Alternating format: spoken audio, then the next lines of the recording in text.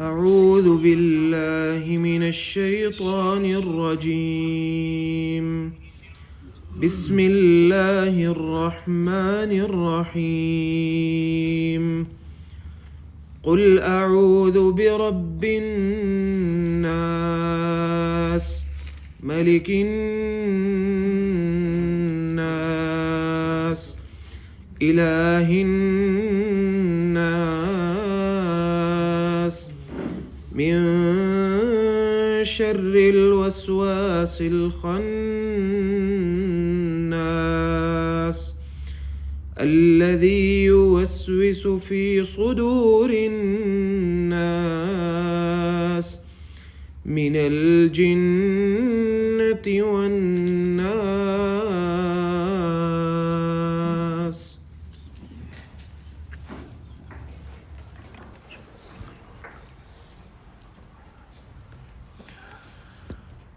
بسم الله الرحمن الرحيم. الحمد لله رب العالمين والصلاة والسلام على أشرف الأنبياء والمرسلين نبينا محمد وعلى آله وصحبه أجمعين. اللهم انفعنا بما علمتنا وعلمنا ما ينفعنا وزدنا علما وعملا وتوفيقا برحمتك يا أرحم الراحمين. رب اشرح لي صدري ويسر لي أمري واحلل عقدة من لساني يفقهوا قولي. سورة الناس معوذتین کا اب دوسرا حصہ ہے جس کے متعلق ہم پیچھے 2 درسوں سے ہم اس کے بارے میں پڑھ رہے ہیں، اور یہ آخری حصہ ہے. پہلے ہم نے مقدمہ لیا، اس کے بعد سورۃ الفلق کے متعلق پڑھا، اب سورۃ الناس ہے. سورۃ الناس معوذتین، یا ہم یہ کہہ سکتے ہیں کہ معوذات کا آخری حصہ ہے. اگر ہم سورۃ الاخلاص بھی داخل کر لیں تو وہ معوذتین سے معوذات ہو جائے گا. معوذات جمع ہے معوذتین کی.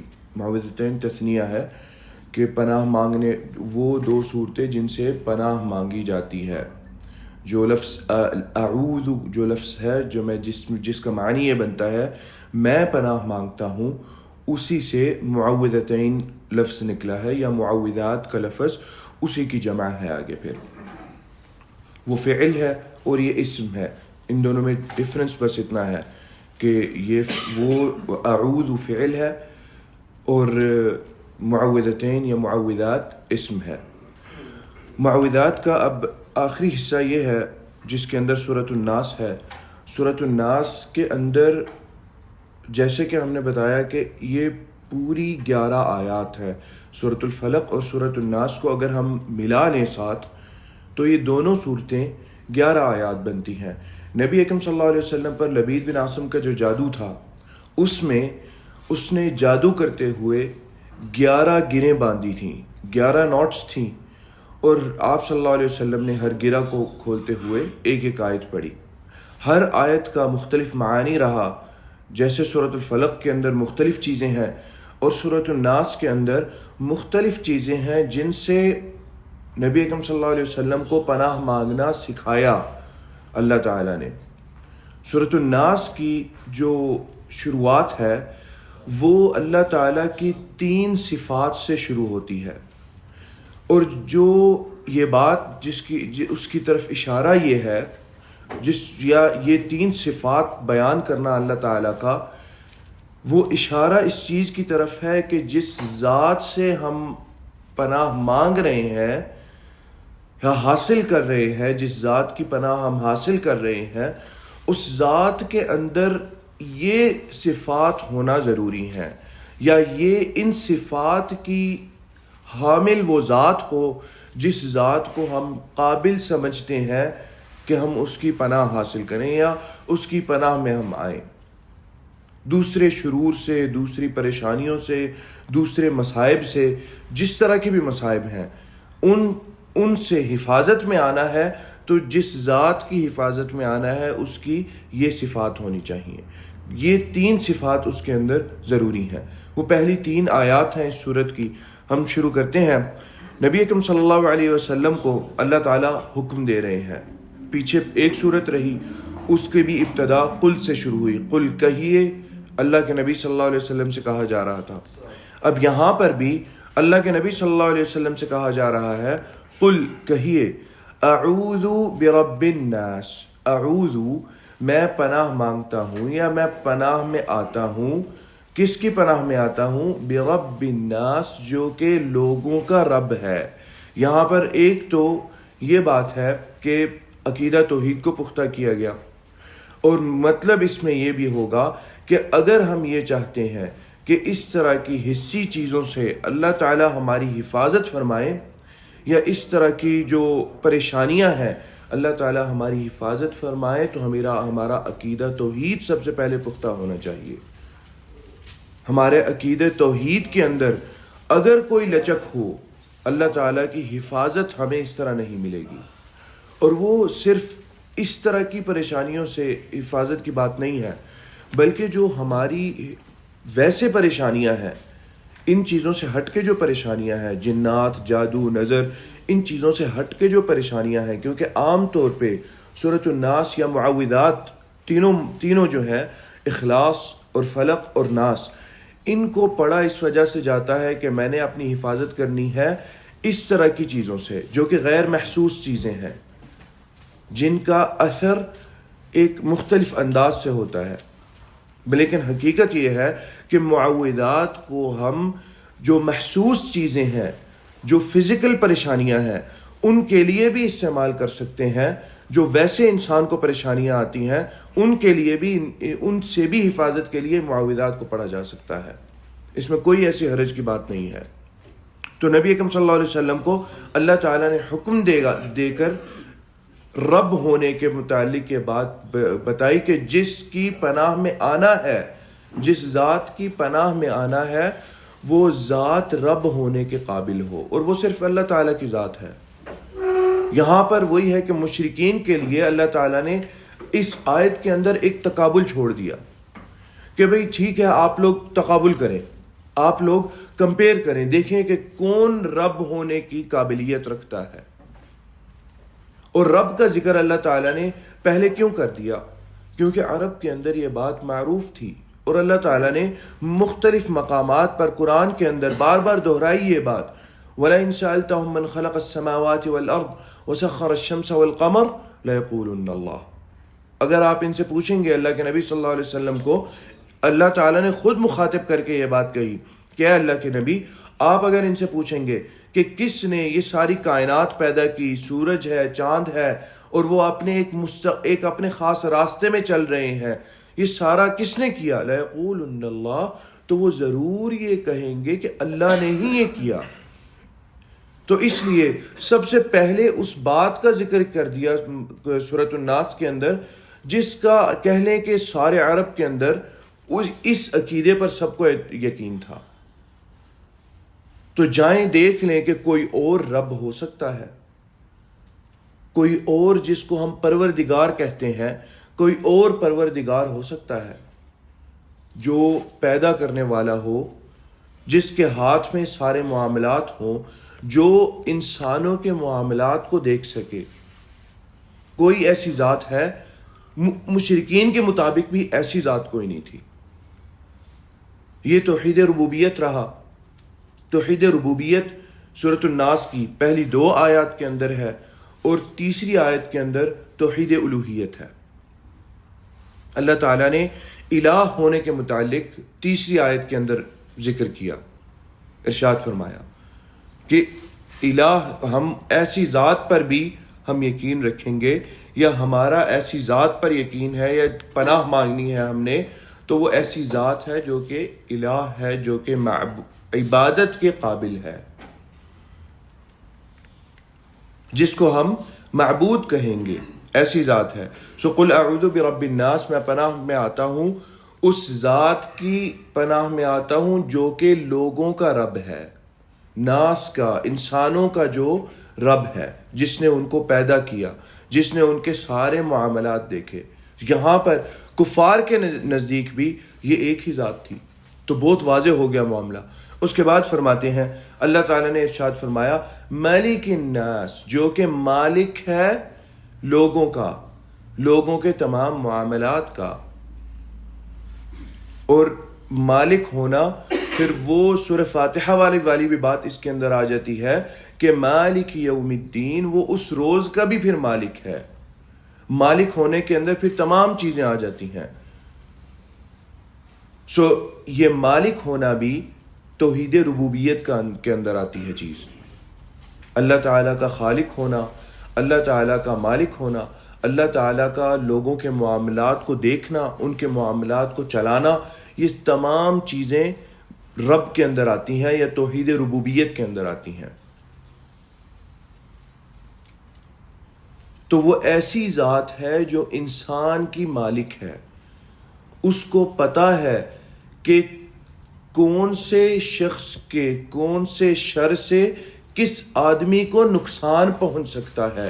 یہ صرف مالک ہوتا ہے جس کو علم ہے اس بات کا، اور وہ انسانوں میں تصرف کرنے کا حق رکھتا ہے. جو مالک ہوتا ہے وہ اپنی چیز کو جس طرح چاہے، جس انداز سے چاہے، وہ اپنی چیز کو، جس چیز کا وہ مالک ہوتا ہے، وہ اس چیز کو جس انداز سے چاہے، جس طرح چاہے اس کے اندر معاملات کرتا ہے، اس کے اندر تغییر و تبدیل کرتا ہے، چینجز کرتا ہے، اس کے اندر جو چاہتا ہے، جس انداز سے چاہتا ہے وہ کرتا ہے. یہ بات بھی سکھا دی کہ ہم سمجھ لیں کہ مالک اللہ تعالیٰ ہے. جو چاہیں گے، جیسے چاہیں گے، وہ ہمارے ساتھ اللہ تعالیٰ کریں گے. لیکن یہاں پر ایک اور بات کو ہم اپنے ذہن کے اندر واضح کر لیں کہ اللہ تعالیٰ جو چاہیں گے، جیسے چاہیں گے اللہ تعالیٰ کرتے ہیں. تو اکثر اوقات یا بسا اوقات ایسی بات ہوتی ہے کہ ہمیں کوئی چیز شر لگ رہی ہے. وہی بات ہے کہ یہاں پر اللہ تعالیٰ کے مالک ہونے والی بات ہے. انسان کے اندر وہ چیز نہیں آتی کہ کوئی چیز انسان کو شر لگ رہی ہے تو وہ ظاہری طور پہ، وقتی طور پہ وہ شر ہے. اللہ کے ہاں وہ چیز شر نہیں ہے. اللہ تعالیٰ کو پتا ہے کہ کوئی ایسی چیز جو کہ محض شر ہے، بالکل شر ہے، وہ کسی انسان سے، کون سے انسان سے، کس کو، کس انداز سے پہنچے گی، یہ مالک کو پتا ہوتا ہے. تو وہ مالک ہے لوگوں کا، جس کی پناہ میں ہم آنا چاہتے ہیں. اور تیسری آیت ہے الہ الناس، جو کہ الہ ہے ناس کا، لوگوں کا الہ ہے. الہ کون ہے؟ الہ وہ الہ معبود کو کہا جاتا ہے. عربی زبان کے اندر الہ معبود کو کہا جاتا ہے. جیسے کہ اللہ تعالیٰ نے قرآن میں ارشاد فرمایا اجعل الآلہۃ الہا واحدا. یہ اعتراض کیا تھا کچھ کفار مکہ نے. نبی اکرم صلی اللہ علیہ وسلم پر اعتراض کرتے تھے وہ کہ جب نبی اکرم صلی اللہ علیہ وسلم کفار مکہ کو توحید کا سکھاتے تھے، جو کہ لڑائی ہی کفار کے ساتھ نبی اکرم صلی اللہ علیہ وسلم کی یہ تھی، کفار مکہ کے ساتھ لڑائی ہی یہ تھی. جو مشرکین تھے ان کے ساتھ آپ صلی اللہ علیہ وسلم کی یہی لڑائی تھی کہ ایک الہ بنا دیا. اجعل الآلہۃ، یعنی تعجب میں وہ سوال کرتے ہیں، وہ پوچھتے ہیں، وہ آپس میں ایک دوسرے سے بات کرتے ہیں، کیا اس نے، یعنی نبی اکرم صلی اللہ علیہ وسلم نے الہ کو ایک الہ بنا دیا. اجعل الآلہۃ الہا واحدا، آلہہ جمع ہے الہ کی. تو انہوں نے یہ کہا کہ خداؤں کو ایک، یعنی معبودات کو ایک معبود بنا دیا. یعنی سارے جو امور ہیں، معاملات ہیں جن میں ہم عبادت کر کے وہ امور حاصل کرنا چاہتے ہیں، وہ ایک ذات کے اندر رکھ دیے. ہم نے تو 300-350 معبودات بنا رکھے تھے، اس نے آ کے تو ان تمام معبودات کو غلط کہہ دیا جن پر ہمارے آباء و اجداد چل رہے تھے. اس کا مطلب یہ ہے کہ جو بندہ اس کے مخالف ہوگا اللہ تعالیٰ اس کی حفاظت نہیں کریں گے، چاہے وہ کتنی ہی سورہ فلق ناس پڑھ لے. جس کا عقیدہ الہ الناس کے خلاف ہوگا، جو کہ اساس ہے، جو کہ اصل ہے، اس سے اللہ تعالیٰ حفاظت نہیں فرمائیں گے. اس شخص کی اللہ تعالیٰ حفاظت نہیں فرمائیں گے. خاص طور پہ اس شخص کو سمجھایا گیا ہو، بتایا گیا ہو، اس شخص کو سارے معاملات واضح کیے گئے ہوں اس شخص کے سامنے، ایسے شخص کو اس طرح کی چیز پھر اثر نہیں کرے گی. ویسے عام طور پہ اگر کسی نے پڑھا کسی موحد نے پڑھ کے پھونکا تو انشاءاللہ اس کا اثر ہوگا، اور یہ وجہ موحد کی ہوگی، موحد کی وجہ سے ہوگا۔ موحد نے پڑھ کے دم کیا تو اس چیز کا اثر ہو سکتا ہے، لیکن ایسا شخص جس کا عقیدہ اس کے خلاف ہو کہ معبودات اللہ کے علاوہ بھی کوئی ہیں، اس کا اپنا پڑھنا اور اپنے اوپر پھونکنا اس کا کوئی اثر نہیں ہوگا۔ اس کے الفاظ میں اگر کوئی اثر ہوگا تو جادوئی الفاظ والا اثر اس کے الفاظ میں آ سکتا ہے۔ کیونکہ انسان جتنا زیادہ شرک کرے اتنا زیادہ انسان جادو کر سکتا ہے، اور جادو طاقتور کر سکتا ہے۔ اتنا زیادہ طاقتور جادو ہوگا جتنا بڑا شرک انسان کرے گا، اور جادوگر بھی اپنا جادو کرتے ہوئے جتنا بڑا جادو کرنا چاہتا ہے اس وقت شرک تو وہ پہلے ہی کر چکا ہوتا ہے، چاہے وہ نام سے اپنے آپ کو مسلمان کہے، چاہے وہ جو بھی کہے نام سے، وہ چاہے جو بھی ہو۔ یہودیت کے اندر بھی، عیسائیت کے اندر بھی جادو جو ہے وہ جائز ہے، جائز نہیں ہے، جیسے کہ اسلام کے اندر، اور جیسے کہ اصل یہودیت اور اصل عیسائیت کے اندر توحید کا عقیدہ ویسے ہی موجود ہے جیسا کہ اسلام کے اندر توحید کا عقیدہ موجود ہے۔ جو تصور اسلام نے توحید کا دیا وہی تصور عیسائیت اور اصل عیسائیت اور اصل یہودیت کے اندر موجود ہے، جو کہ حضرت موسیٰ علیہ السلام اور حضرت یعقوب علیہ السلام اور جو یہودیت والا معاملہ ہے جو انبیاء لے کر آئے تھے وہی لے کر آئے، اور عیسائیت جس کا تعلق عیسیٰ علیہ السلام کے ساتھ ہے وہی عقیدہ ہے توحید کا جو کہ نبی اکرم صلی اللہ علیہ وسلم نے آ کے سکھایا ہے۔ یہ واحد ایک چیز ہے، واحد ایک مسئلہ ہے، توحید کا مسئلہ، جس کو تمام انبیاء کے اندر جس میں کوئی اختلاف نہیں رہا۔ کہیں پر ایسی بات کو اللہ تعالیٰ نے جائز نہیں قرار دیا۔ جتنے بھی ہزاروں سال گزر چکے، جتنے بھی لاکھوں انبیاء گزر چکے، رسول اور انبیاء جتنے بھی گزر چکے، کسی بھی رسول اور کسی بھی نبی کو کوئی شرک والا عمل جائز قرار دے کر نہیں بھیجا گیا، اور اس کا تعلق کس سے ہے؟ اس کا تعلق اللہ تعالیٰ کے رب ہونے سے ہے، اللہ تعالیٰ کے معبود ہونے سے ہے، اور اللہ تعالیٰ کی صفات کے ساتھ ہے، جو کہ 3 قسمیں علماء نے توحید کی بنائی: توحید ربوبیت، توحید الوہیت اور توحید اسماء و صفات۔ اللہ تعالیٰ کے نام، پیارے ناموں اور اللہ تعالیٰ کی پیاری صفات کی توحید کہ اللہ تعالیٰ ان میں واحد ہے، یکتا ہے، اکیلا ہے، ان کے اندر ان میں کوئی ساتھ نہیں ہوگا اللہ تعالیٰ کے جو صفات ہیں اللہ تعالیٰ کی۔ اللہ تعالیٰ کا ہم پلہ کوئی نہیں ہوگا، اللہ تعالیٰ کا ہم مقام کوئی نہیں ہوگا، اور پھر الہ ہونے میں بھی اللہ تعالیٰ کے برابر کوئی نہیں ہے، اور سرے سے الہ والی صفت کسی کے اندر موجود ہی نہیں ہے۔ یعنی معبود ہونے کی صفت، معبود کو کس کو کہتے ہیں؟ عربی کے اندر معبود اس کو کہتے ہیں جس کی عبادت کی جائے، وہ ذات جس کی عبادت کی جائے، عربی کے اندر معبود اس کو کہتے ہیں۔ معبود اصل میں مفعول کے وزن پہ ہے، اور یہ اصل میں اسم مفعول ہے۔ مفعول وہ چیز ہوتی ہے جس پر کسی کام کا اثر ہو۔ سو معبود کیا ہے؟ معبود وہ ہے جس پر عبادت کا، یعنی جس سے عبادت والے معاملات کیے جائیں۔ سو الہ کا جو معنی ہے وہ معبود کا معنی ہے۔ معبود کا معنی کیا ہے؟ وہ ذات جو عبادت کے لائق ہو یا جس کی عبادت کی جائے وہ ذات معبود ہے۔ سو توحید الوہیت یہ سرے سے کسی کے اندر نہیں ہے صفت، اور ربوبیت والی بھی بالکل کسی کے اندر صفت نہیں ہے۔ رہی بات اسماء و صفات والی، تو اس میں کچھ حصہ انسان کے اندر موجود ہوتا ہے، جیسا کہ اللہ تعالیٰ نے فرمایا کہ اللہ تعالیٰ کی ذات سنتی ہے، اللہ تعالیٰ کی ذات دیکھتی ہے، اللہ تعالیٰ کی ذات بات کرتی ہے۔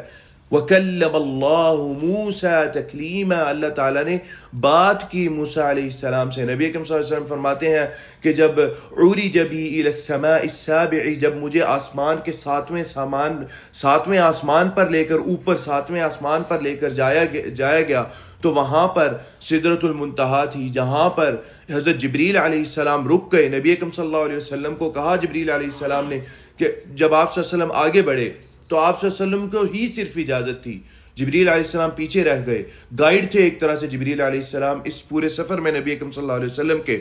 تو آپ صلی اللہ علیہ وسلم نے کہا کہ جبریل آگے آئیے۔ جبریل علیہ السلام نے کہا، اے اللہ کے نبی، یہاں میری حد ہے، یہ میرا مقام ہے، اس کے بعد کسی ذی روح کو اجازت ہی نہیں آگے جانے کی سوائے آپ کو اللہ نے اجازت دی ہے۔ نبی اکرم صلی اللہ علیہ وسلم آگے گئے، نبی اکرم صلی اللہ علیہ وسلم نے آگے جا کر باقی پھر آگے معاملات ہوئے، جہاں پر نبی اکرم صلی اللہ علیہ وسلم کی آگے ملاقات ہوتی ہے اللہ تعالیٰ سے، جو کہ اللہ تعالیٰ نبی اکرم صلی اللہ علیہ وسلم سے پوچھا گیا کہ اے اللہ کے نبی کیسی تھی اللہ کی ذات؟ تو نبی اکرم صلی اللہ علیہ وسلم نے کہا نور انا اراہ، نور تھا، نور میں کیا دیکھتا نور میں، یعنی ہماری اس وقت بھی نبی اکرم صلی اللہ علیہ وسلم کی جو باڈی ہے، جو جسم ہے، اس میں بھی طاقت اور قوت نہیں تھی کہ اللہ کی حقیقی ذات کو دیکھ سکے۔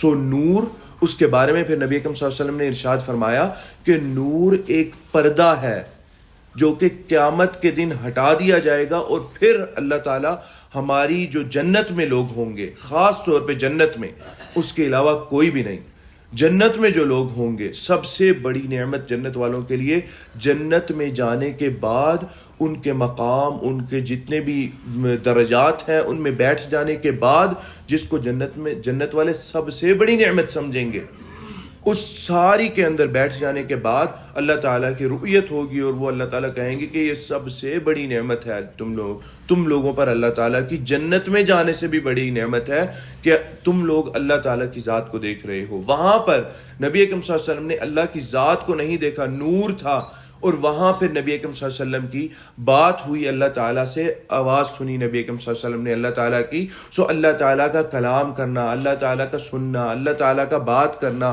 یہ تمام صفات ایک انسان میں موجود ہوتی ہیں، لیکن اس کا 1% بھی نہیں ہے ہمارے اندر، کیونکہ ہمارے اندر ہم سے دوسرا انسان بات کرنے لگے تو دونوں کی بات ہی نہیں سمجھ آتی، اتنی ہی ہماری اتنی بساط ہے، اور اتنے ہی ہیں ہم، اس سے آگے کوئی نہیں ہے۔ اللہ تعالیٰ کی معرفت اور وہی صفات کے اندر اللہ تعالیٰ کا علم بھی آ جاتا ہے، ہمارا علم کیا ہے اور اللہ تعالیٰ کا علم کیا ہے۔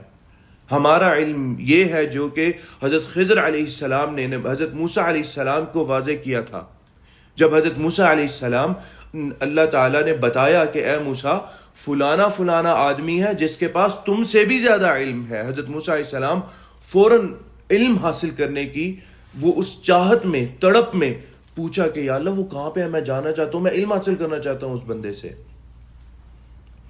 اللہ تعالیٰ نے اس جگہ کا بتایا، وہاں بھیجا نبی حضرت موسیٰ علیہ السلام کو۔ حضرت موسیٰ علیہ السلام گئے، اور وہ معروف واقعہ ہے، سورہ کہف کے اندر معروف واقعہ ہے، 3-4 چیزیں ہوئیں، اور حضرت موسیٰ علیہ السلام نے ان کے بعد سوالات کیے جن کو منع کیا تھا حضرت خضر علیہ السلام نے کرنے سے۔ اس کے بعد کہتے ہیں حضرت خضر علیہ السلام نے کہا کہ یہاں یہ ہے وہ مقام جو اب ہم علیحدہ ہو جائیں گے، اب آپ میرے ساتھ نہیں چلیں گے، ہم یہاں سے علیحدہ ہو جائیں گے۔ وہاں پہ کہتے ہیں حضرت موسیٰ علیہ السلام، حضرت خضر علیہ السلام نے جواب دیے کہ میں نے یہ کام کیوں کیا تھا۔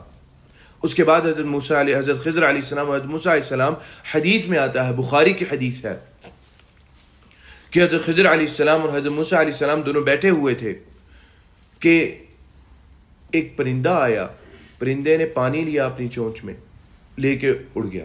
حضرت موسیٰ علیہ السلام کو حضرت خضر علیہ السلام نے، چونکہ وہ علم کی بات چل رہی تھی، ٹھیک ہے نا، اور شروع بھی یہ پورا واقعہ شروع یہاں سے ہوتا ہے کہ ایک بندے نے، حضرت موسیٰ علیہ السلام خطاب کر رہے تھے تو ایک بندے نے یہ سوال کر دیا کہ سب سے زیادہ علم کس کو ہے، تو اس کے بجائے حضرت موسیٰ علیہ السلام اللہ تعالیٰ کی طرف نسبت کر دیتے۔ حضرت موسیٰ علیہ السلام نے یعنی دنیا کے لحاظ سے اس کو ذہن میں رکھا، یہ نہیں رکھا کہ اللہ سے بھی زیادہ، دنیا کے لحاظ سے ذہن میں یہ رکھ لیا کہ میرے پاس سب سے زیادہ علم ہے۔ وہی بات تھی کہ میں اللہ کا نبی ہوں، میرے اوپر وحی نازل ہوتی ہے، تو وحی تو کسی پہ بھی نہیں نازل ہوتی. وحی کا علم مجھ سے بڑھ کے کسی کو ہے ہی نہیں. سو اس چیز کو ذہن میں رکھتے ہوئے کوئی بے ادبی، کوئی تکبر اور کوئی تفاخر اس وجہ سے حضرت موسیٰ علیہ السلام نے نہیں بات کی تھی. انہوں نے کہا کہ میرے پاس سب سے زیادہ علم ہے، لیکن اس کے باوجود یہ نہ ہی کوئی تکبر سے بات ان کی زبان سے نکلی، نہ ہی فخریہ لحاظ سے بات نکلی. جسٹ انہوں نے یہ اس سوچ سے بات کہی کہ وہی تو میرے علاوہ کسی اور پر نازل ہی نہیں ہوتی، تو سب سے زیادہ علم مجھے ہی ہوگا. تو یہاں پر یہ بات اللہ تعالیٰ کو ناپسند آئی. انہوں نے کہا کہ اے موسیٰ، ایک آدمی ہے جس کے پاس تم سے بھی زیادہ علم ہے. حضرت موسیٰ علیہ السلام پھر ان کے پاس گئے تو وہاں پر علم کا کہہ لیجئے کہ تقابل بتا رہے ہیں حضرت خضر علیہ السلام موسیٰ علیہ السلام کو، ہمارا علم اور اللہ تعالیٰ کا علم. انہوں نے کہا کہ یہ جو پرندہ آیا تھا نا، جس نے ایک قطرہ، یعنی کتنا پانی منہ لے سکتا ہے اپنی چونچ کے اندر، ایک چھوٹا سا قطرہ پانی چونچ کے اندر آتا ہے، اس سے بڑھ کے کچھ بھی نہیں آتا پرندے کی چونچ میں. اس سے زیادہ اس کی بساط اور استطاعت ہی نہیں ہے. اس کو لینا ہوتا ہے تو وہ واپس پھر سے آگے چونچ بڑھاتا ہے پانی لینے کے لیے. اس پرندے نے ایک دفعہ چونچ ماری اور اس کے بعد اس کتنا پانی، ایک قطرہ، اس سے 2 قطرے شاید آ گیا ہوگا. حضرت خضر علیہ السلام نے کہا کہ اے موسیٰ، ہمارا علم اللہ تعالیٰ کے علم کے نزدیک صرف اتنا ہی ہے جتنا یہ چونچ میں لیا ہوا قطرہ اس سمندر کے نزدیک ہے. اس سمندر کے نزدیک اس قطرے کی کتنی قیمت ہے، یا اس قطرے کی کیا ریشو بنے گی؟ کیا کوئی یہ سوچ سکتا ہے کہ بھئی ہم اس کو برابر کریں کہ سمندر میں پانی کتنا کم ہو گیا اور اس نے جو لیا تھا وہ کتنا پانی لیا تھا؟ اس چیز کو کوئی سوچے گا ہی نہیں. کیوں؟ اس کی حقارت کی وجہ سے، اس کے چھوٹے ہونے کی وجہ سے. ہمارا علم پرندے کی چونچ میں لیا ہوا پانی نکتہ ہے، بس پانی کا ایک قطرہ ہے اللہ تعالیٰ کے علم کے نزدیک. اور اللہ تعالیٰ کا علم وہ پورا سمندر تھا جس کے سامنے حضرت خضر علیہ السلام اور حضرت موسیٰ علیہ السلام بیٹھے تھے. یہ صرف مثال ہے سمجھانے کے لیے. اللہ کا علم اس سے بڑھ کے اور کہیں زیادہ ہے. سنتے ہم بھی ہیں، دیکھتے ہم بھی ہیں، لیکن ہم نے کبھی اس کو برابر نہیں کرنا. یہ ہے توحید اسماء و صفات. ہم نے کبھی بھی بھول کے بھی یہ نہیں کہنا کہ ہمارا سننا اور اللہ کا سننا تو برابر ہی ہے، یا ہم اللہ تعالیٰ کس طرح سنتے ہیں. نعوذ باللہ. اللہ تعالیٰ نے اس بات کی تردید فرما دی قرآن کے اندر، لیس کمثلہ شیء، اللہ کی ذات کے جیسے کوئی چیز نہیں، وہو السمیع البصیر، اور وہ ذات سنتی ہے اور دیکھتی بھی ہے. سننے اور دیکھنے سے پہلے اللہ تعالیٰ نے یہ بات بیان فرما دی کہ اللہ کی ذات جیسی کوئی ذات نہیں، یعنی وہ اکیلا ہے، وہ یکتا ہے، اس کے برابر کا کوئی نہیں ہے. لیکن وہ پھر سنتا ہے اور دیکھتا ہے، تاکہ ذہن میں یہ شک نہ پیدا ہو کہ اچھا سنتا اور دیکھتا تو انسان بھی ہے. لیکن وہ بڑی ہی محدود پیمانے پہ انسان سنتا اور دیکھتا ہے، اور بڑی ہی محدود حد تک انسان سنتا اور دیکھتا ہے. تھوڑے سے آگے انسان وہ حد چلی جائے، انسان کی نظر بھی وہ کام نہیں کرتی، انسان کے کان بھی وہ کام نہیں کرتے، انسان کا علم بھی وہ ویسا کام نہیں کرتا. جتنا بھی بڑا عالم لے لے، جتنا بھی بڑا علم والا شخص لے لے، وہ اللہ تعالیٰ کے برابر کا نہیں ہے. جیسے کہ اللہ تعالیٰ نے ارشاد فرمایا، اللہ تعالیٰ فرماتے ہیں کہ اگر سارے 7 سمندر ان کو سیاہی بنا لیا جائے، اور جتنے بھی درخت ہیں ان کو کیا بنا لیا جائے، اقلام، والبحر يمده من بعده 7 أبحر، اور اس کے بعد اللہ تعالیٰ کے کلمات کو لکھنا شروع کر دیا جائے، ما نفدت کلمات اللہ، اللہ تعالیٰ کے کلمات ختم نہیں ہوں گے.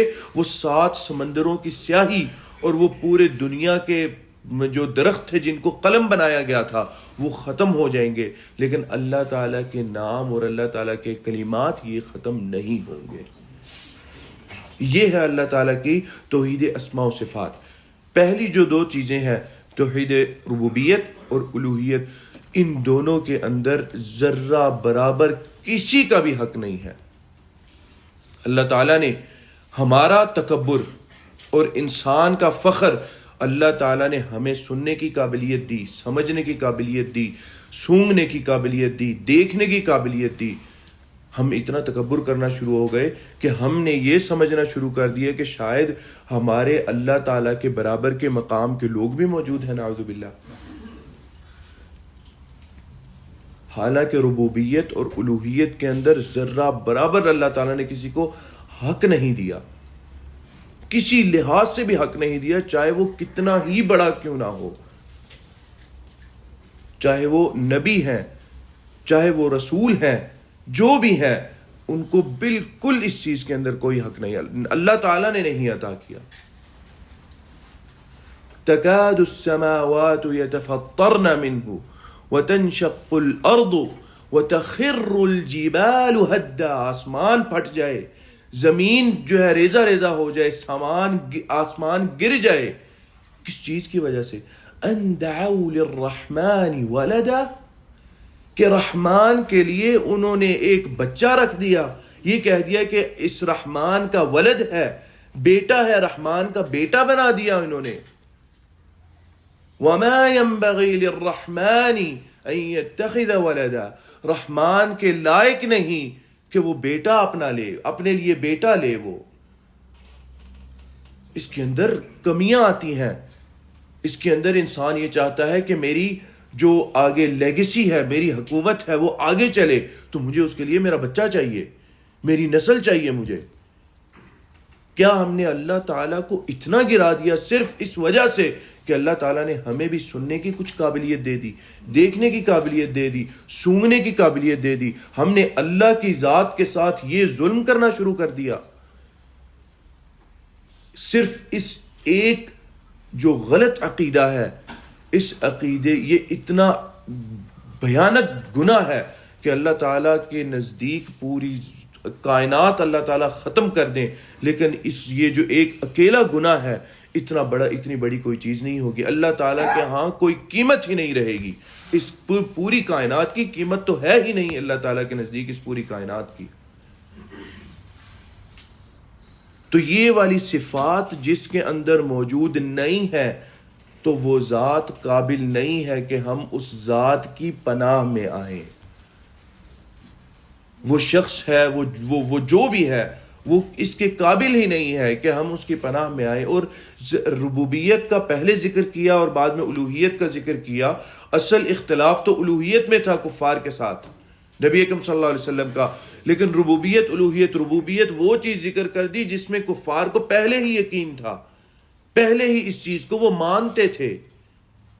اس کے باوجود یعنی یہ جو چیزیں ہیں، یہ صفات جس میں موجود نہیں ہوں گی، اس کی پناہ میں نہیں آیا جا سکتا. اللہ تعالیٰ معبود ہے، اللہ تعالیٰ عبادت کے لائق ہیں، اور لوگوں کے وہ اللہ تعالیٰ معبود ہے. آگے اللہ تعالیٰ نبی اکرم صلی اللہ علیہ وسلم کو اصل جو پھر کہہ لیجئے دم کے ساتھ جن آیات کا تعلق ہے، ٹھیک ہے، اصل میں دم کے ساتھ توحید کا بھی گہرا تعلق ہے. اسی وجہ سے نبی اکرم صلی اللہ علیہ وسلم کو اللہ تعالیٰ نے سب سے پہلے یہ چیز بتائی، کوئی مشرک آدمی وہ آپ کو دم کرنے کے قابل نہیں ہے، نہ ہی کوئی مشرک آدمی اپنے آپ کو کر سکتا ہے.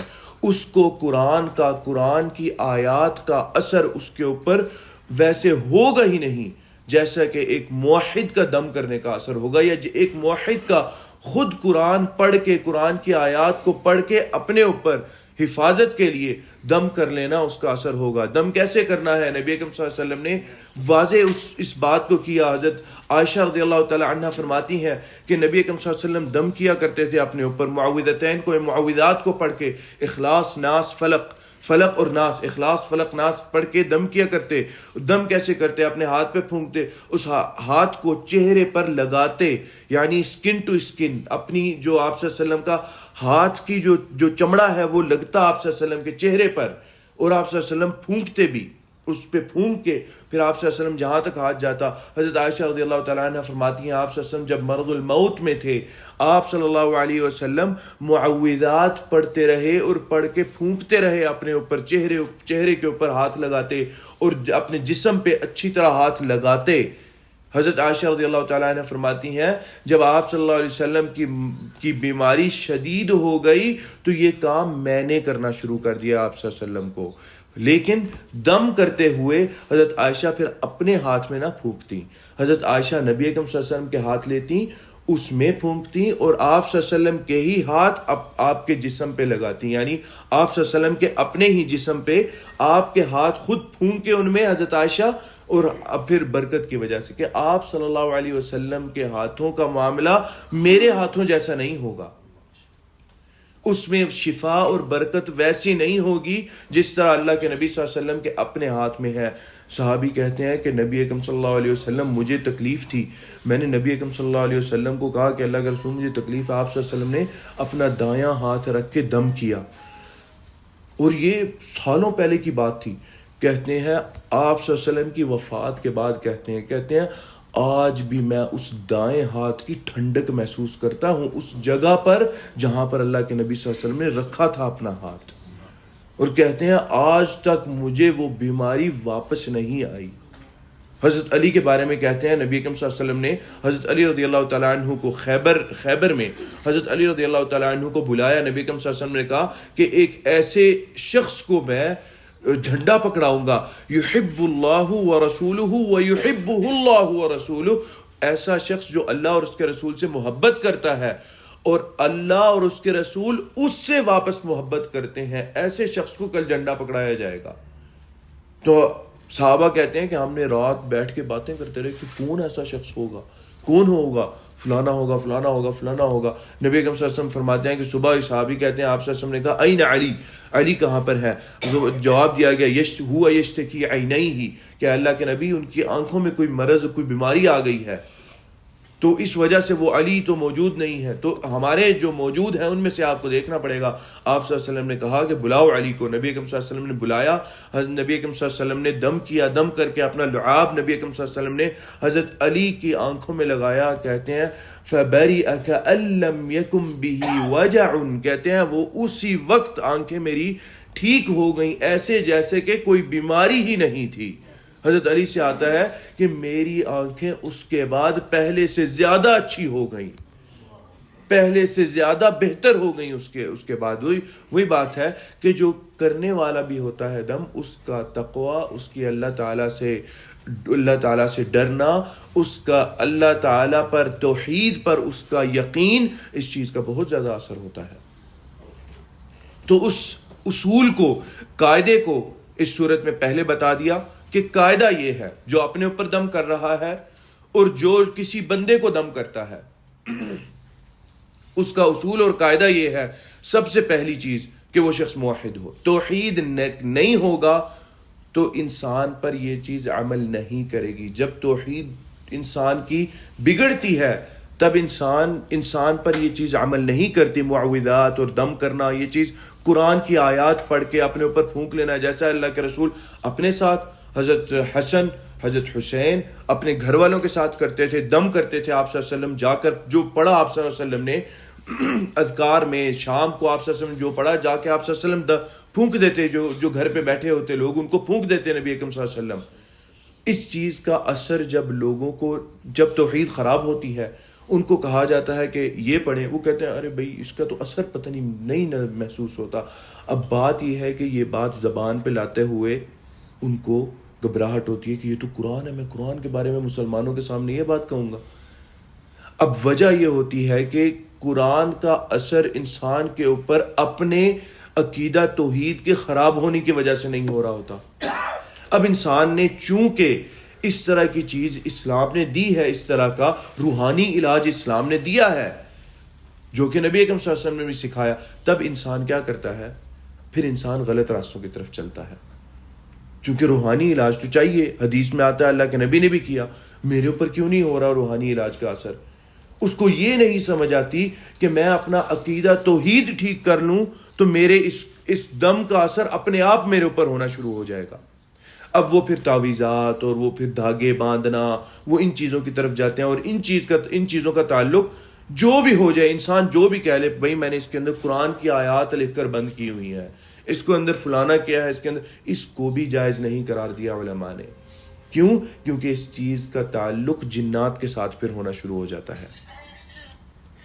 جنات کے ساتھ انسان کا جو مدد لینے والا معاملہ اور وہ چیز وہ جنات کے ساتھ یہ تعویذات کے ساتھ شروع ہو جاتا ہے.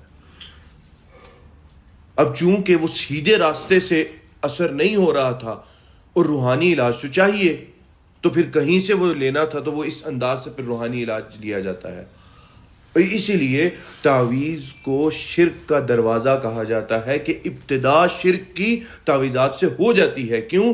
انسان کا جو عقیدہ توحید وہ خراب ہونا شروع ہو جاتا ہے، انسان کا یقین اس میں بیٹھنا شروع ہو جاتا ہے، چاہے وہ قرآن سے ہی کیوں نہ ہو، لیکن اس تعویذ پہ بیٹھنا شروع ہو جائے گا. ان قرآن کے ان الفاظ پہ انسان کا یقین نہیں رہے گا.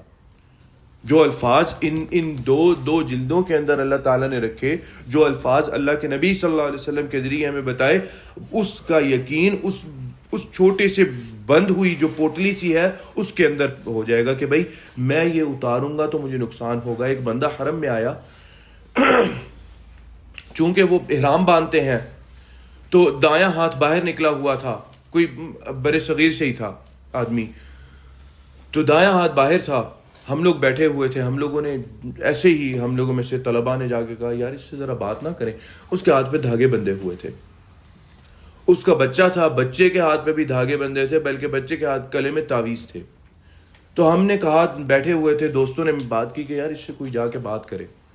2 دوست اٹھے، میرے ساتھ ایک ساتھی اٹھے، ہم لوگ گئے، جا کے ہم لوگوں نے بات کی. تو پہلے تو اس کو وہ اس چیز میں آئی ہی نہ کہ میں نے یہ اتارنا ہے.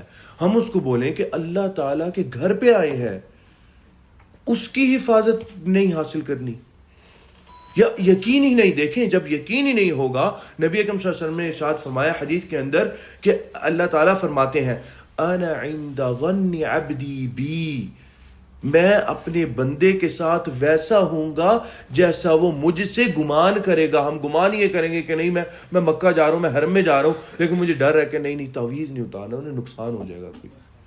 اس نے بتایا، اس نے کہا، کہتا نہیں وہ جن تنگ کرتے ہیں، وہ تنگ کرتے ہیں، بس ہمیں وہ اتار دیں گے تو وہ تنگ میں نے کہا اللہ کے گھر آئے ہو، کعبہ میں آئے ہو، مسجد بھی اللہ کا گھر ہے، لیکن یہ اقرب الی اللہ کہہ سکتے ہیں کہ یہاں پر کعبہ کی طرف آئے ہو، وہاں اللہ تعالیٰ کی حفاظت کا بھی یقین نہیں ہے. بڑا مشکل سے کہہ کلا کے اس کے بازو سے وہ دھاگا اتارا. وہ تعویذ نہ اتارنے دے اپنے بچے سے، نہیں یہ کر دیں گے وہ کر دیں گے. یہ عقیدہ ٹھیک ہوگا تو قرآن کی ناس، فلق اور اخلاص جو ہے یہ ہمیں اثر کریں گی. آیت الکرسی اثر کرے گی، سورۃ الفاتحہ اثر کرے گی. یہیں پہ خرابی ہوگی، نہیں وہ تو اثر نہیں ہوتا. وہ کہنے میں ہچکچاہٹ ہوتی ہے انسان کے دل میں کہ میں یہ کہوں کہ قرآن کی آیات کا اثر نہیں ہوتا، لیکن اصل چیز جو نہیں سمجھی وہ یہ ہے کہ وہ عقیدہ توحید کی خرابی کی وجہ سے اس دم کا اثر نہیں ہو رہا. اور مکہ کے اندر بھی اس چیز کو جو ہے وہ لیے بیٹھے ہیں کہ نہیں میں نے نہیں اتارنا، یہ مجھے نقصان پہنچا دیں گے. کعبہ میں جا کے جہاں پہ سجدہ کرتے ہیں، سر آگے رکھتے ہیں، کعبہ سامنے ہے، اللہ تعالیٰ اقرب ہوتے ہیں، اللہ تعالیٰ دعا کی قبولیت اقرب ہے، وہاں پہ بھی اس طرح کا عقیدہ رہے گا تو پھر کیسے اس طرح کی چیزیں اثر کریں گی انسان کو؟ کیسے وہ والی راہ اثر کرے گی جو اللہ کے نبی صلی اللہ علیہ وسلم نے دکھائی اپنے آپ کو حفاظت کرنے کے لیے، اپنی حفاظت کرنے کے لیے. آگے اللہ تعالیٰ فرماتے ہیں من شر الوسواس الخناس. اب عقیدہ توحید بیان کیا، عقیدہ توحید کے بعد کہتے ہیں کہ اب وہ ذات جس کے ہم نے پناہ میں آنا ہے اس کے اندر یہ صفات ہونی چاہیے. اس کے بعد کن چیزوں کے شر سے میں پناہ مانگتا ہوں؟ شر الوسواس الخناس، میں خناس کے وسواس کے شر سے پناہ مانگتا ہوں. خناس کون ہے؟ خناس شیطان ہے. خناس کا لغوی معنی یہ ہے جو ظاہر ہونا اور پھر چھپ جانا. ظاہر ہونا، کسی چیز کا ظاہر ہونا اور پھر غائب ہو جانا، اس چیز کا چھپ جانا. خناس سے شیطان کی صفت ہے خناس، اور وسواس بھی شیطان کی ہی صفت ہے. وسواس ایک کہہ لیجئے کہ طبی لحاظ سے ایک بیماری کو بھی کہا جاتا ہے، اور یہ چیز اللہ نے شیطان کو بھی عطا کر رکھی ہے، دے رکھی ہے کہ وہ انسان کے ساتھ یہ عمل کرتا ہے۔ خناس ہے وہ جو کہ ظاہر ہوتا ہے اپنا عمل کرنے کے لیے پھر بھاگ جاتا ہے، ظاہر ہوتا ہے عمل کرنے کے لیے پھر بھاگ جاتا ہے تاکہ کوئی اگر چیز پڑی جائے تو مجھے نقصان نہ ہو۔ اتنا صحیح ہے شیطان حقیقت میں۔ ہم نے اپنے ایمان کو کمزور کر کے اس کو طاقت دے رکھی ہے، حالانکہ اس کی کوئی طاقت نہیں ہے، اس کا سخت ڈر ہے ان آیات سے۔ شیطان کون ہے؟ اصل میں شیطان بھی جن ہے، لیکن یہ ایک کہہ لیں کہ یہ ایک اصطلاح ہے، یہ ٹرم ہے۔ جو شریر اور کافر ہو جاتے ہیں جنات میں، ان کو شیطان کہا جاتا ہے، اور یہ پھر ایک اصطلاح بن بھی گئی ہے، اس چیز کے لیے بھی استعمال کی جاتی ہے جو نقصان دہ یا جو شرپسند چیز ہو، اس چیز کے لیے بھی یہ اصطلاح اب استعمال کی جاتی ہے کہ بھئی شیطان شخص ہے۔ اس کا مطلب شیاطین انسان میں بھی ہوتے ہیں صفت کے لحاظ سے، اور جنات میں بھی جو کافر ہیں، جو نقصان پہنچانے والے ہیں، یہ اصطلاح ان پہ آتی ہے شیاطین۔ باقی مومن جنات بھی ہیں، اصل اچھے جنات بھی ہیں، مسلمانوں کے اندر کچھ تھوڑا تنگ ستانے والے بھی جنات ہیں، اور اس طرح کے بھی جنات ہیں۔ یہ جو شیاطین ہیں جو کہ جادو کے اندر، جادو کرنے میں اور اس کے سارے معاملات کے اندر یہ اپنا ان کا پورا ہاتھ ہوتا ہے، جو لوگوں سے شرک کرواتے ہیں، یہ جو مورتیاں بنا رکھی ہیں، یہ جنات کی شکلیں ہیں۔ جنات آتے ہیں، وسوسہ دیتے ہیں کہ ایسی شکل بناؤ، وہ بنائی جاتی ہے، وہ حقیقت میں ایک جن کی صورت ہوتی ہے۔ اس کو مورتی بنا کے سمجھا جاتا ہے کہ بھئی یہ تو نعوذ باللہ خدا ہے، اور اس کی اب ہم عبادت کریں گے۔ حقیقت میں یہ بات لوگوں نے بیان کی، حقیقت میں یہ ہوتا ہے کہ وہ عبادت اس جن کی ہو رہی ہوتی ہے، اور جتنی اس کی عبادت کی جا رہی ہوتی ہے وہ اتنا طاقتور ہو رہا ہوتا ہے۔ اس کا مطلب یہ ہے کہ جہاں پہ توحید ہوگا وہاں پہ جادو کا اثر سب سے کمزور ہوگا۔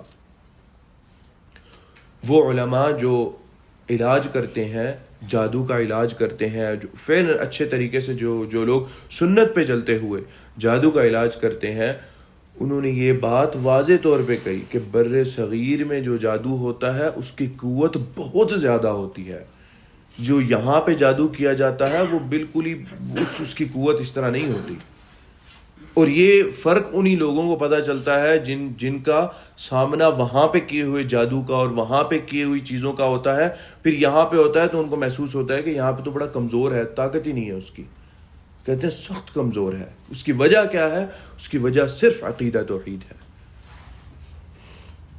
ابن تیمیہ رحمہ اللہ نے یہ بات ارشاد فرمائی، کہتے ہیں کہ حسی پریشانیاں بھی جو ہمارے سامنے پریشانیاں ہوتی ہیں، کہتے ہیں اگر کہیں پہ وہ پریشانیاں کم ہیں تو اس کی وجہ توحید ہے، اور اگر کہیں پہ پریشانیاں زیادہ ہیں تو اس کی وجہ توحید کی عدم موجودگی ہے، اس وجہ سے وہاں پہ پریشانیاں زیادہ ہیں۔ اور یہ مسلمانوں کی بات کی جائے گی، کفار کی بات نہیں کی جائے گی، کیونکہ کفار کے بارے میں اللہ تعالیٰ نے ارشاد فرما دیا کیونکہ وہ شرک کرتے ہیں، تو کہنے والا تو یہ بھی کہہ سکتا ہے بھائی وہ بھی شرک کرتے ہیں لیکن وہ تو اس طرح نہیں رہ رہے، پریشانیاں ادھر تو نہیں نظر آتی۔ ان کے لیے تو جنت بنا دی نا دنیا۔ یہ معاملہ مسلمان کے لیے ہے تاکہ عقیدہ سیدھا کرے، سوچے اپنے اس عقیدے پہ۔ من شر الوسواس الخناس، وسوسہ دینا، انسان کے ذہن میں سوچ ڈالنا، وہ سوچ جس کی حقیقت نہیں ہے، اس سے انسان کا ذہن معوف ہو جاتا ہے، انسان کا ذہن کام کرنا بند کر دیتا ہے۔ یہ بیماری ہے، بڑی بری بیماری ہے، اور شیطان کو اللہ نے یہ طاقت دے رکھی ہے۔ کبھی کبھار یہ بیماری انسان کے اپنے نفس کی وجہ سے ہوتی ہے، کسی شیطان کی وجہ سے نہیں ہے، کسی جن شیطان کی وجہ سے نہیں ہے۔ اس لیے اپنے نفس سے بھی پناہ مانگنے کا قرآن کے اندر آتا ہے، دعا کے اندر بھی آتا ہے، اعوذ بک من شر نفسی ومن شر الشیطان وشرکہ۔ یہ دعا نبی اکرم صلی اللہ علیہ وسلم نے سکھائی کہ اللہ تعالیٰ میں اپنے نفس کے شر سے پناہ مانگتا ہوں اور میں شیطان کے شر سے پناہ مانگتا ہوں۔ اس کا مطلب یہ ہے کہ کبھی اس طرح کی پریشانی کی وجہ خارجی عنصر ہوتے ہیں جو کہ شیاطین ہے یا جادو ہے یا جو بھی ہے، یا کوئی حقیقی پریشانی ہے، اور کبھی کبھار اس چیز کی وجہ انسان کا اپنا نفس بھی ہوتا ہے۔ جس میں انسان کو ایک وسوسے کی بیماری لگ جاتی ہے. انسان بار بار سوچتا ہے اس چیز کو جو نہیں ہے اور اس کو بنا لیتا ہے کہ وہ چیز ہے. انسان سخت پریشان رہتا ہے. تو نبی یہاں پر اللہ تعالیٰ سکھا رہے ہیں وہ اس خناس کے وسوسے کے شر سے میں پناہ مانگتا ہوں. نبی اکرم صلی اللہ علیہ وسلم کی کیا حالت تھی جادو میں آپ صلی اللہ علیہ وسلم کی حالت یہ تھی, آپ صلی اللہ علیہ وسلم چیزیں بھول رہے تھے اور ان چیزوں کا تعلق آپ صلی اللہ علیہ وسلم کی ذات کے ساتھ تھا, دین اسلام اور نبوت کی چیزوں کے ساتھ نہیں تھا. کیونکہ اگر ہوتا تو صحابہ کرام اس چیز کے پر بات کرتے کہ اللہ نبی یہ کیا بات ہو رہی ہے, یا اتنا آپ صلی اللہ علیہ وسلم مخفی رکھ سکے کہ کسی کو پتہ ہی نہیں تھا کہ آپ صلی اللہ علیہ وسلم کے ساتھ 6-7 مہینے سے کیا ہو رہا ہے. آخری 40 دن شدید تھے آپ صلی اللہ علیہ وسلم پر, ان میں بھی آخری 40 دنوں میں آخری ایام سب سے زیادہ سخت تھے نبی اکرم صلی اللہ علیہ وسلم پر. تو وسواس کا ذکر بھی اس وجہ سے کیا کہ نبی اکرم صلی اللہ علیہ وسلم سوچتے کہ میں نے فلانا کام کر دیا گھر کا اور وہ کام نہیں ہوا ہوتا, یا نبی اکرم صلی اللہ علیہ وسلم کہتے کہ میں فلانی زوجہ کے پاس چلا گیا تھا, ان کا دن میں نے گزار لیا. آپ صلی اللہ علیہ وسلم دن تقسیم کر رکھے تھے, فلانی زوجہ کا دن گزار لیا لیکن وہ نہیں گزارا ہوتا تھا. تو آپ صلی اللہ علیہ وسلم وہ بتاتے کہ بھئی نہیں آج تو ان کا دن ہے ہمارا نہیں ہے. تو اس طرح کی چیز میں نبی اکرم صلی اللہ علیہ وسلم اس چیز کی طرف اشارہ کرتے ہوئے من شر الوسواس الخناس, خناس کے وسوسے کے شر سے اللہ تعالیٰ میں پناہ مانگتا ہوں. الذی وہ جو یوسوس وسوسہ ڈالتا ہے فی صدور الناس لوگوں کے سینوں میں وہ وسوسہ ڈالتا ہے, لوگوں کو پریشان کرتا ہے.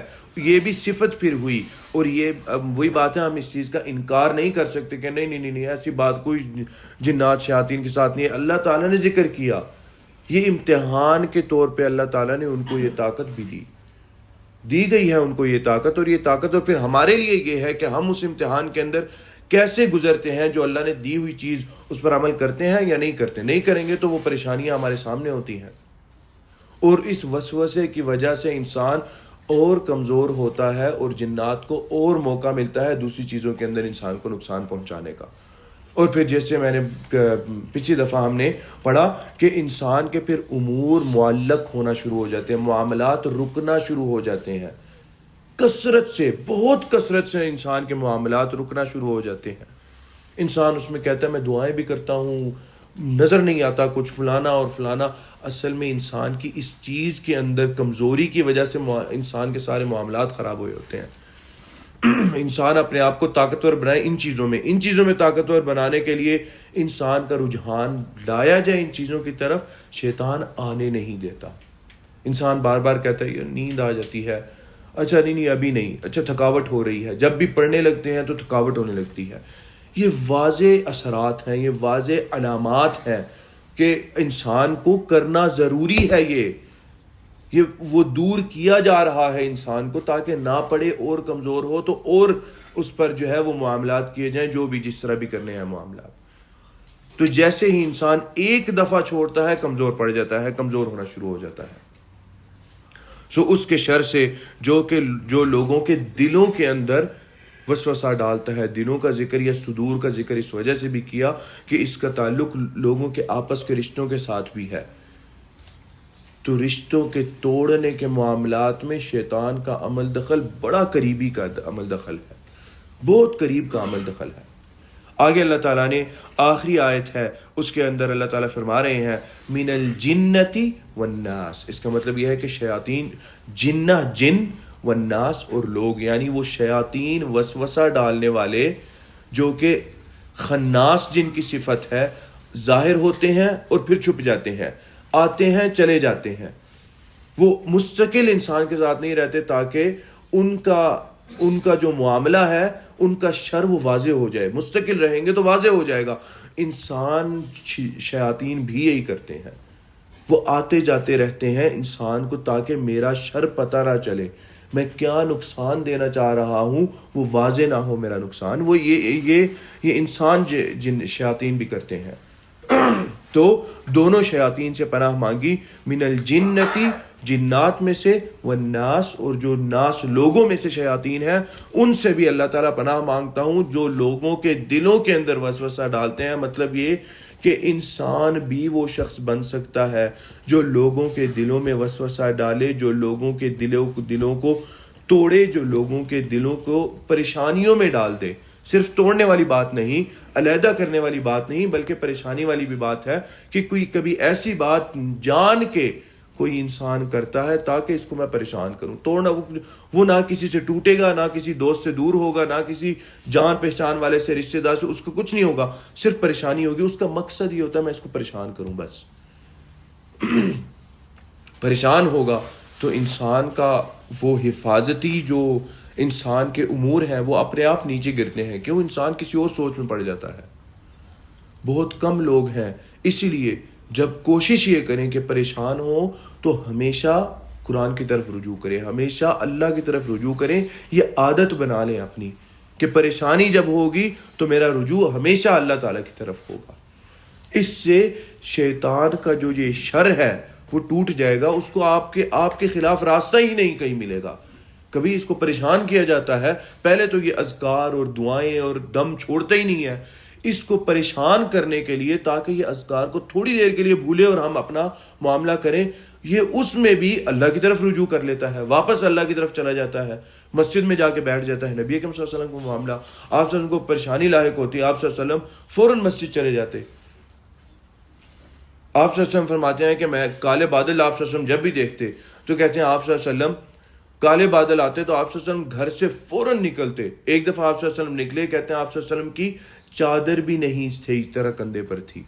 چادر کہتے ہیں ایک کندھے پر تھی اور ایک کندھے سے نیچے گر کے زمین پر آپ صلی اللہ علیہ وسلم کے ساتھ پیچھے پیچھے چادر چل رہی تھی، رڑ رہی تھی چادر آپ صلی اللہ علیہ وسلم کے پیچھے. یعنی آپ صلی اللہ علیہ وسلم کا اتنا تعلق باللہ تھا. ان چیزوں سے حفاظت چاہتے ہیں تو اللہ تعالیٰ سے تعلق اپنا بڑھا لیں، اپنے آپ کو قریب کر لیں اللہ تعالیٰ سے. اللہ تعالیٰ سے دعا ہے کہ جو کہا اور جو سنا اللہ تعالیٰ اس پر عمل کرنے کی، اس کو سمجھنے کی توفیق عطا فرمائے. قد قلت ما قلت ان صوابا فمن اللہ وان خطأ فمنی والشیطان واستغفر اللہ انہ کان غفارا.